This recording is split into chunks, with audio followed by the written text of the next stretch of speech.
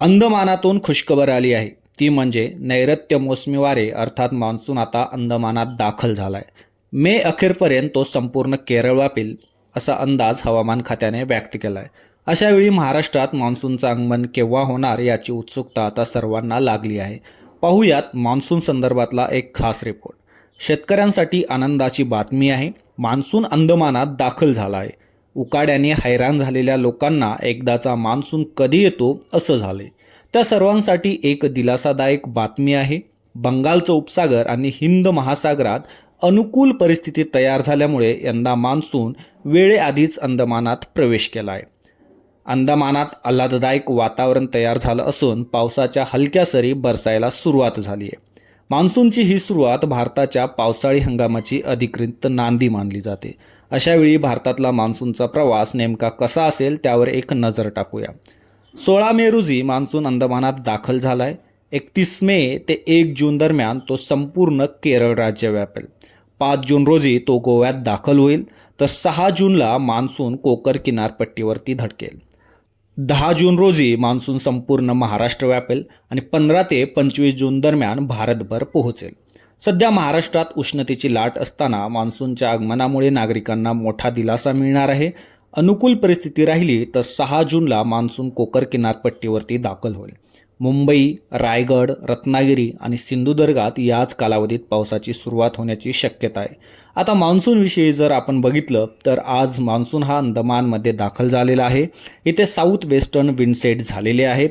त्याचबरोबर ढगाळ वातावरण राहून बऱ्यापैकी मागील 48 ते 72 तासांमध्ये पावसाची नोंद ही अंदमान निकोबार आयलंडमध्ये झालेली आहे. आणि म्हणून साऊथ वेस्ट मान्सून हा अंदमानमध्ये दाखल झालेला आहे. आणि आता केरळविषयी जर बोलाल तर भारतीय हवामान विभागाने अंदाज दिलेला आहे की 26 मेच्या दरम्यान मान्सून हा केरळमध्ये दाखल होण्याची शक्यता आहे. आणि त्यामध्ये 4 दिवस प्लस मायनस पकडले तर म्हणजेच तो 30 तारखेपर्यंत येऊ शकतो किंवा तो 22 तारखेला सुद्धा येऊ शकतो.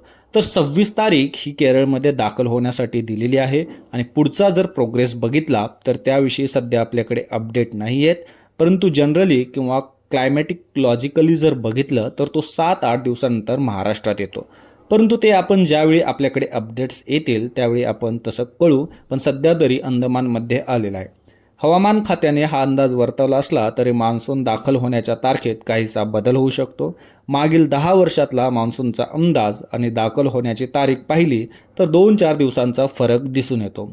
2016 रोजी 7 जूनचा अंदाज होता आणि तो 8 जूनला दाखल झाला. 2017ला 30 मेचा अंदाज होता आणि तो 5 जूनला दाखल झाला. 2018ला 29 मेचा अंदाज आणि 29 मेलाच तो दाखल झाला. 2019ला 6 जूनचा अंदाज होता आणि तो 8 जूनला म्हणजेच 2 दिवसांनी दाखल झाला. 2020ला 5 जूनचा अंदाज होता, मात्र तो 4 दिवसांपूर्वीच म्हणजे 1 जूनला दाखल झाला. 2021ला 31 मेचा अंदाज होता आणि तो 30 जूनला दाखल झाला. 2022मध्ये 27 मेचा अंदाज होता आणि 29 मेला मान्सून महाराष्ट्रात दाखल झाला. 2023ला 4 जूनचा अंदाज होता आणि तो 4 दिवसांनंतर 8 जूनला दाखल झाला. 2024ला 31 मेचा अंदाज होता आणि तो 1 दिवसापूर्वीच म्हणजे 30 मेला दाखल झाला. गेल्या वर्षी 2025ला 27 मेचा अंदाज होता आणि तो 24 मेलाच दाखल झाला. दरम्यान यंदा एल निनोच्या प्रभावामुळे पावसाचं स्वरूप संमिश्र राहण्याची शक्यता व्यक्त केली जाते. जूनमध्ये चांगल्या पावसाची शक्यता आहे, तर जुलै ऑगस्टमध्ये पाऊस कमी राहील असा अंदाज यापूर्वीच वर्तवण्यात आला आहे. एकंदरीतच अंदमानात दाखल झालेला मान्सून विना अडथळा आणि वेगाने पुढे सरकत महाराष्ट्रात पोहोचेल अशी अपेक्षा आहे. यंदा मान्सून वेळेआधीच दिलासा देणार असला तरी त्यासोबतच आव्हानांनाही प्रशासनाला तयार राहावे लागेल. अशाच नवनवीन हवामान